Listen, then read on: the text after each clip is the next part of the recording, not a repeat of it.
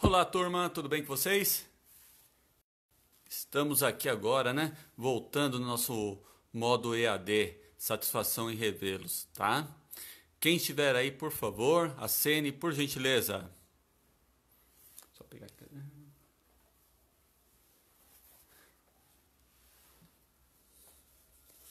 Aê, pessoal.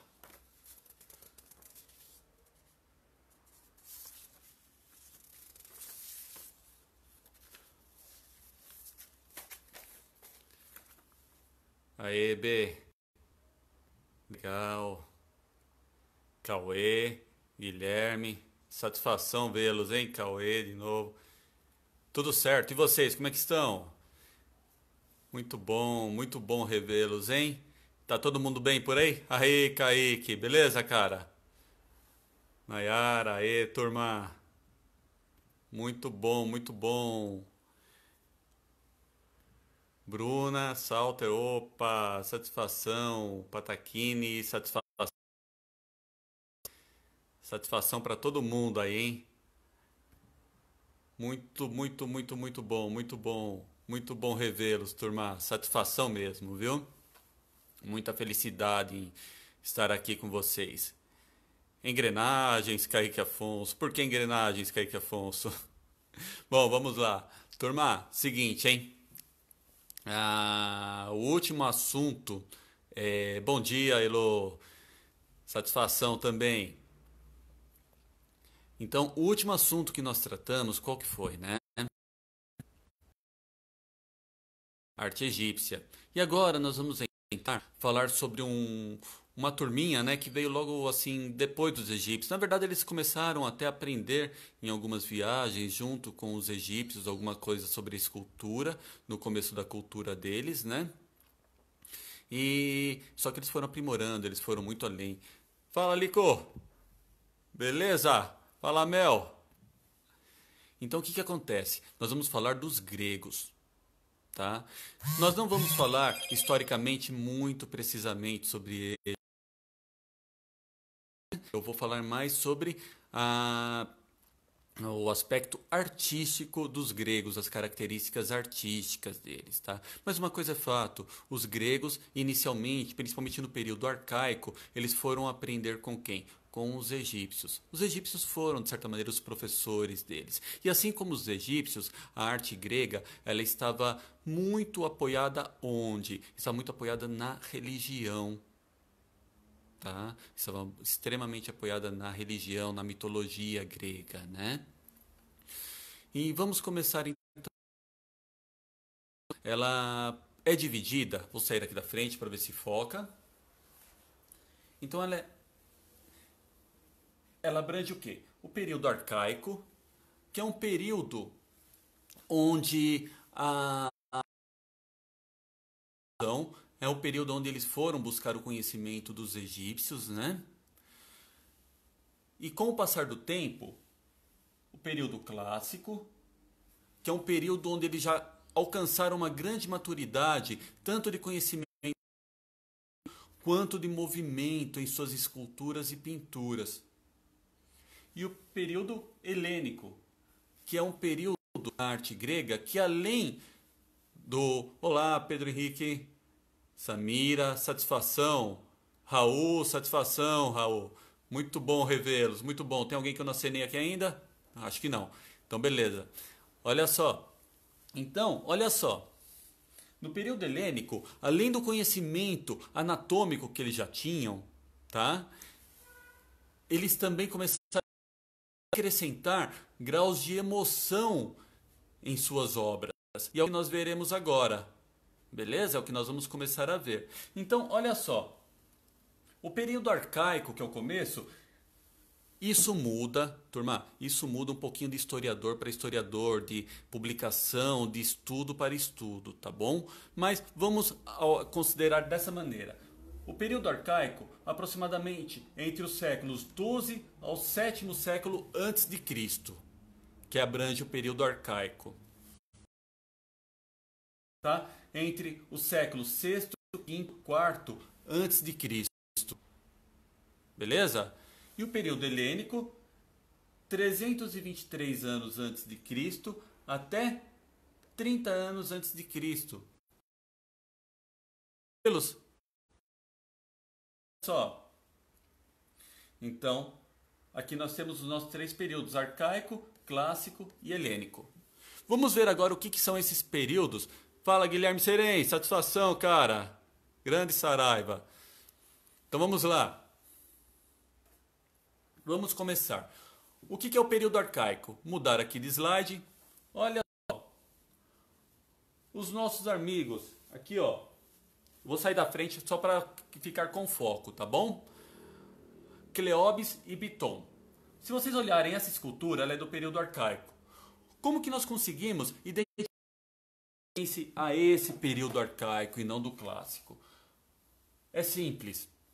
Se vocês olharem, o grau de detalhe de anatomia dessas esculturas lembra muito as esculturas egípcias. Ela não tem naturalidade. O conhecimento anatômico dela é pouco, tá? A representação dos joelhos ainda não são corretas, da musculatura ainda não são corretas. Já estava alcançando um grande grau de conhecimento, mas ainda era algo que estava iniciando. Não tinha tanto detalhamento anatômico, tá? Faltava ainda conhecimento, músculos, ossos, mecânica do movimento humano. Então, o trabalho arcaico na arte grega se assimila muito à escultura egípcia. Eram esculturas com pouco movimento, duras, tá? Então, quando vocês se depararem com uma imagem que mostre uma escultura grega, vocês saberão que ela pertence ao período arcaico como? Olhando esses detalhes. Pouco detalhamento anatômico. Como assim pouco detalhamento anatômico? Vamos agora verificar uma escultura do período clássico. Vai mudar aqui, vamos ver? Demorou um pouco. Opa, nosso amigo Discóbolo. Talvez uma das esculturas mais famosas que tem desse período, tá? Observem bem essa escultura que retratava um atleta. Tá? Os gregos faziam muito isso, né? Eles retratavam seus campeões e colocavam nos templos, como uma forma de agradecimento.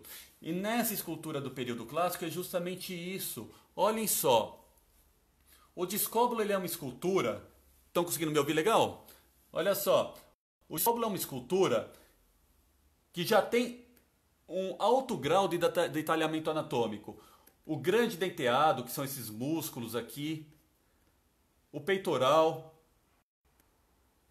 A musculatura que cobre as costelas, tá? O abdômen, todas as esculturas, bíceps, tríceps, deltoide, tem um grande detalhamento anatômico. Como é que eles sabiam isso? Os gregos provavelmente eles já dissecavam cadáveres para conseguir estudar a anatomia. Eles conheciam com o tempo, olha só, é uma escultura, ó, de 450 anos antes de Cristo. É tempo para cá. Observem, né, que nós estamos agora em 2020. O Brasil foi descoberto no ano de 1500, não é isso? Nós temos aqui como um país descoberto mais de 500 anos. É quase o período da descoberta do Brasil. 450 anos antes de Cristo, os caras já dominavam a anatomia humana. É uma coisa muito louca, é uma coisa muito bacana. Eles já faziam estudos anatômicos, já dissecavam cadáveres para entender o movimento dos ossos, a ação muscular no ser humano. É uma outra coisa importante, tá? A arte grega, ela era altamente focada no ser humano. Oi, aqui, legal. A arte focada muito no ser humano, tanto é que na própria arquitetura, como nós veremos mais tarde, as proporções das colunas gregas eram apoiadas no quê? Em proporções humanas. Tá legal? Vamos ver isso aí mais tarde, vamos lá. Então, essa é uma escultura do período clássico. Aí vocês me perguntam, como é que eu consigo diferenciar uma escultura do período clássico e do período helênico? Ambas já eram muito ricas em detalhamento anatômico. Como é que eu vou saber distinguir uma da outra? É uma outra coisa que vocês precisam. Tá bom? Observem bem, olhem bem o discóbulo. Olhem a feição da escultura. O personagem, o atleta daquele período. Ele está no momento de arremessar o seu disco e a expressão dele permanece serena, quase que sem emoção. Essa é uma característica nas esculturas e nas obras do período clássico, tá? Olha só, grande grau de detalhamento anatômico e de movimento, o vulto redondo. O que é o vulto redondo? Essa é uma escultura que você já pode observar em qualquer ângulo. Qualquer ângulo que você observar essa escultura, ela terá um sentido. Diferente dos irmãos Bitton que nós vimos antes, que o que acontece? Ela é uma escultura para ser vista de frente, como se ela fosse um alto relevo. A escultura do período clássico, não. Graças ao vulto redondo e também a toda a série de movimento, qualquer lado que você observe essa escultura, você entende o contexto dela. Tudo bem? E mais uma coisa que vocês vão conseguir identificar muito bem a escultura, por ela ser ou qualquer outra escultura grega do período clássico. A expressão do personagem, sempre serena. Ele pode estar fazendo o esforço que for, ele estará assim, ó. Sempre sereno, não vai expressar dor, força ou qualquer outro sentimento. Tudo bem até aqui? Tranquilos? Então vamos lá. Essa é uma obra, o Discóbulo, do período clássico. Vamos passar para a próxima imagem. Haha, chegamos no período helênico. La Conté. Turma, aqui é show de bola, tá? É que hoje eu falei do Renascimento e acabei não falando dessa escultura. Eu falei para o pessoal do segundo e acabei não falando. Foi um crime meu. Depois eu pedi desculpa para eles e vou reparar esse erro. Por que é um crime? La Conté é uma escultura, o La Conté, né? Eu não sei bem a pronúncia, mas ele é uma escultura do período helênico. Essa escultura ela foi encontrada na Itália, ela é grega, tá? Mas essa cópia ela foi encontrada na Itália, tá? E ela envolve um personagem muito importante no Renascimento, que é nosso amigo Michelangelo Buonarroti. Michelangelo, quando viu essa obra, ele estava junto ao Papa. E é uma coisa muito interessante, foi um episódio muito legal, porque reza a lenda que todos se ajoelharam quando o Papa chegou. Michelangelo ele permaneceu de pé. Isso para qualquer ser humano comum seria pena de morte ou o isolamento na masmorra, né? Para Michelangelo não, Michelangelo. Mas isso a gente vai ver mais tarde quando chegarmos no Renascimento. Não deixa eu viajar agora não. Vamos lá. La Conté. O que retrata essa grande escultura do período helênico? Antes de falar o que ela retrata, vamos falar o que ela retrata. Olha só. É uma passagem, tá? Da Ilíada, né? Da Odisseia, onde esse sacerdote troiano ele é atacado por saber planos dos gregos. Os deuses gregos enviam serpentes para atacar a ele e a seus filhos, tá? Por ele saber dos planos gregos de enviar o cavalo de Troia. Então, olha só, é uma passagem desse livro, né? A Ilíada, né? Ou melhor, também ele é citado na Ilíada, mas na Odisseia. Então, é uma passagem, ele é um personagem da passagem da Guerra de Troia. Toda aquela passagem que tem o cavalo de madeira, que os gregos usam para invadir Troia. Vocês devem conhecer melhor que eu, com certeza. Então vamos lá. O que nos interessa? Qual que é a grande jogada aqui? O que vai fazer com que nós consigamos diferenciá-la de uma obra do período clássico? Lembrem que no período clássico eu falei, o Discóbulo ele tinha um ar sereno na face, certo? No período helênico, não, isso já muda. Olha só, grande detalhamento da anatomia. Os escultores mantinham o mesmo conhecimento anatômico, fantástico, tá? E expressão no rosto. Grande expressividade, teatralidade. Então, quando vocês verem uma escultura grega com grande detalhamento, muito movimento, olha só, conhecia cada músculo do corpo humano, uma coisa muito doida. Bíceps, tríceps, deltoide, peitoral, grande e pequenos denteados. É uma coisa louca, os caras realmente conheciam a anatomia, tá? Eles desenvolveram a capacidade de representar emoções, representar dor, fragilidade.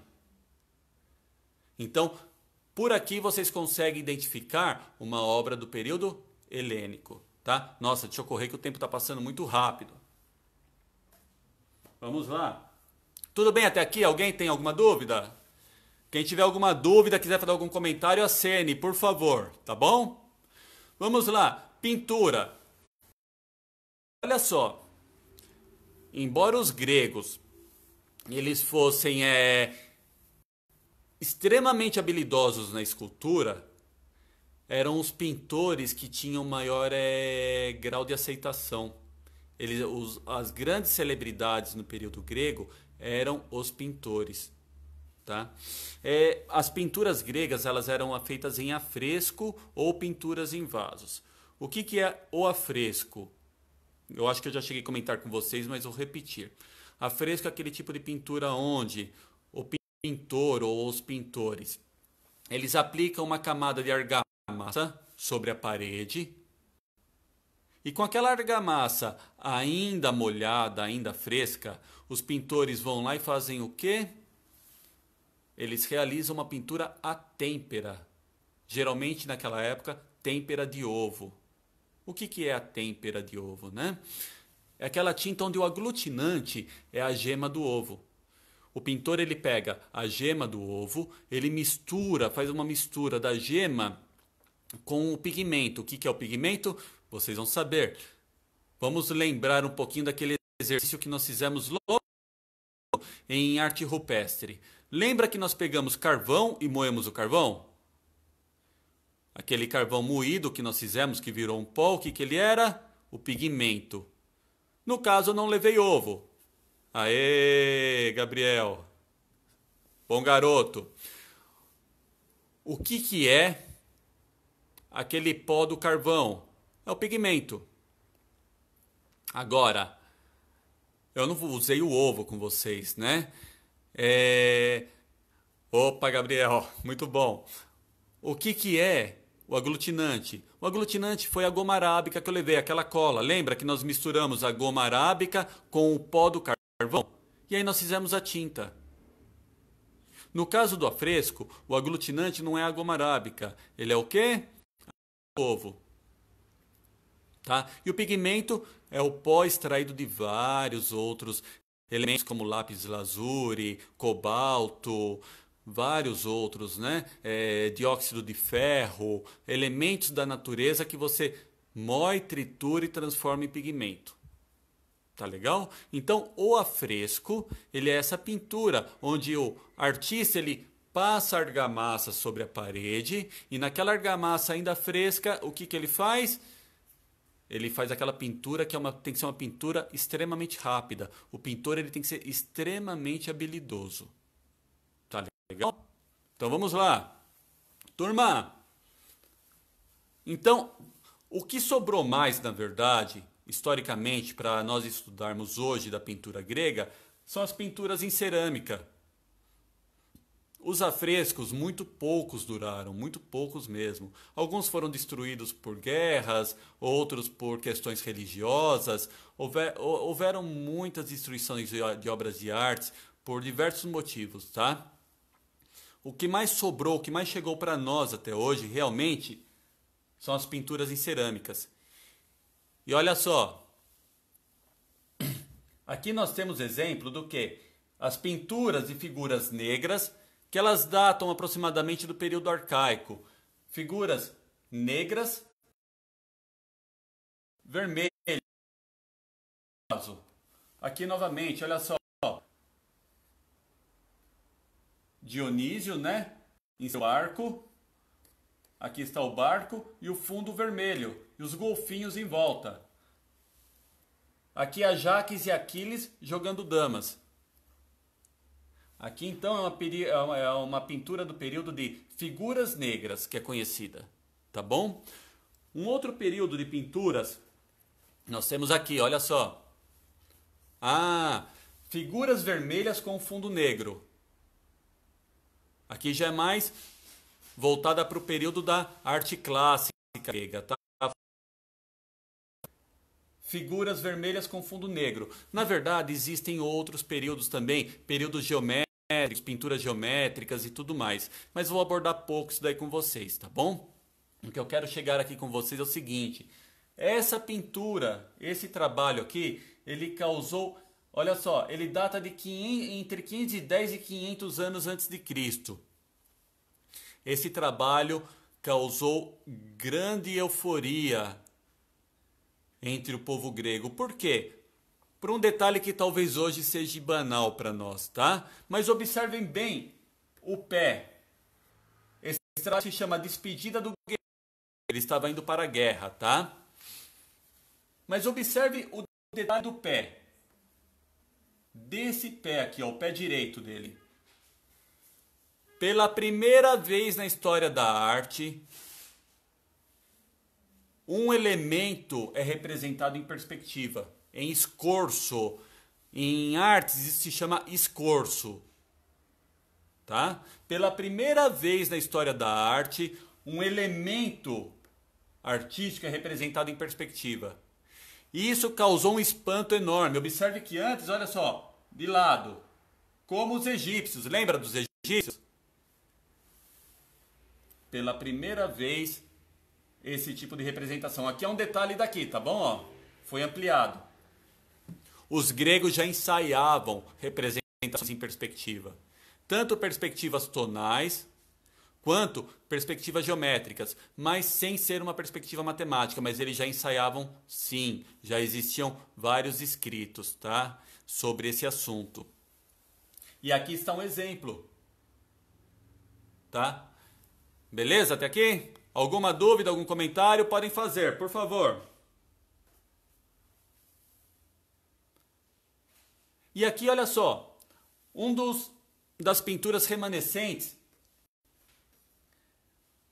de afresco, que é esse mural em Pompeia. O que conseguiu ser restaurado, né?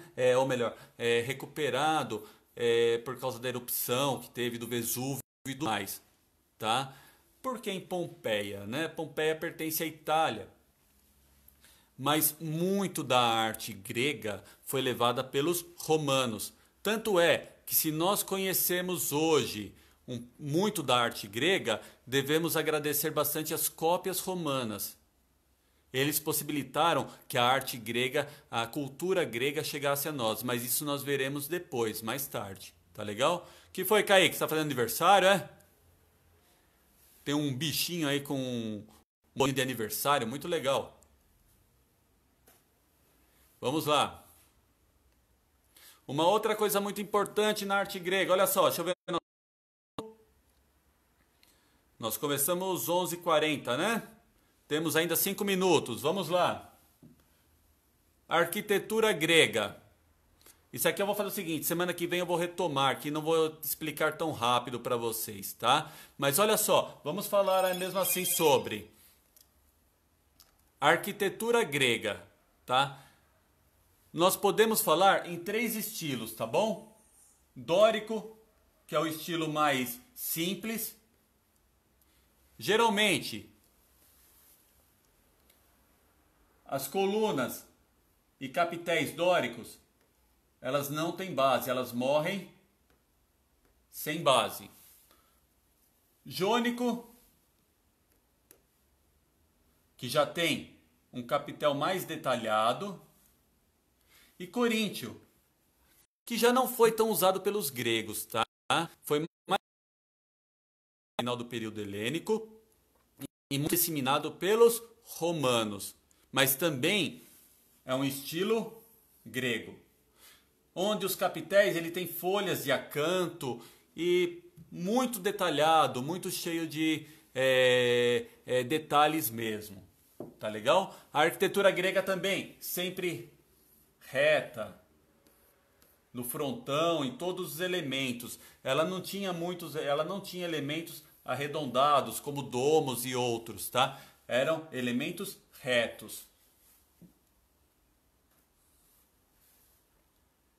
Trocar de imagem. Olha só.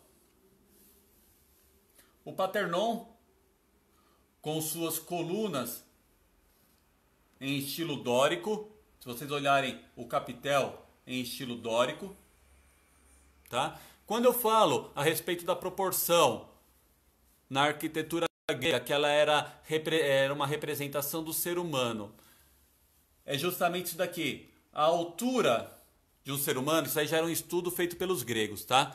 Se você pegar a altura de um ser humano e dividir em 6 partes iguais, você vai ter um valor aproximado ao comprimento do pé dele.